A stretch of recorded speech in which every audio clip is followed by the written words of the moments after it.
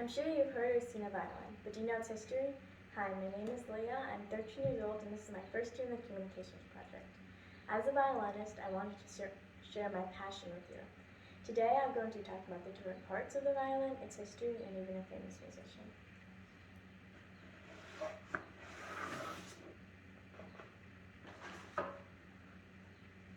First, I'm going to talk a little bit about its history.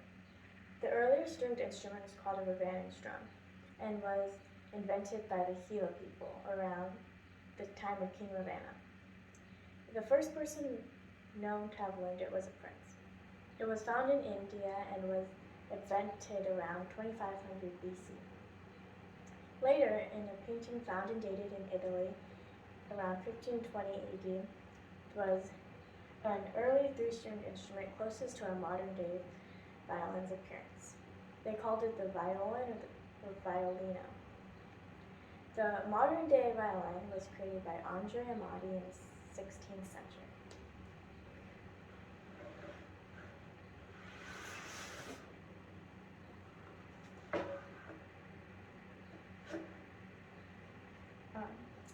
Now we're going to talk about the parts of the violin.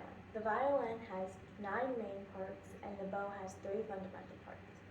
The violin's parts consist of the scroll, which is for decorative purposes only, pegs used for tuning, fingerboard, strings, F-holes, bridge, tail, and chin rest, and fine tuners. The bow's parts are the frog, the stick, and the hairs.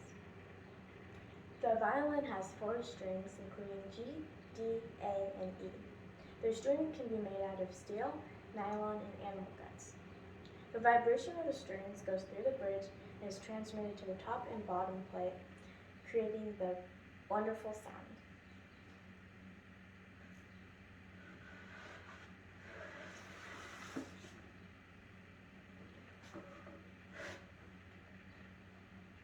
There's a lot of great composers, but one of the most well-known is Mozart.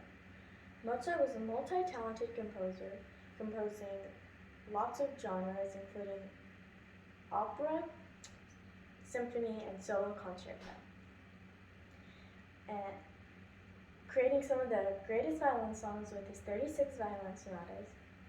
Mozart began playing the violin at the age of 3. With his father teaching him, he quickly became a great violinist. But Mozart's most famous violin song is called Violin Concerto No. 219, also known as Turkish. It was made in Christmas time during 1775. He began writing his first piece in 1773 when he was 17, though it did not come out until 1775.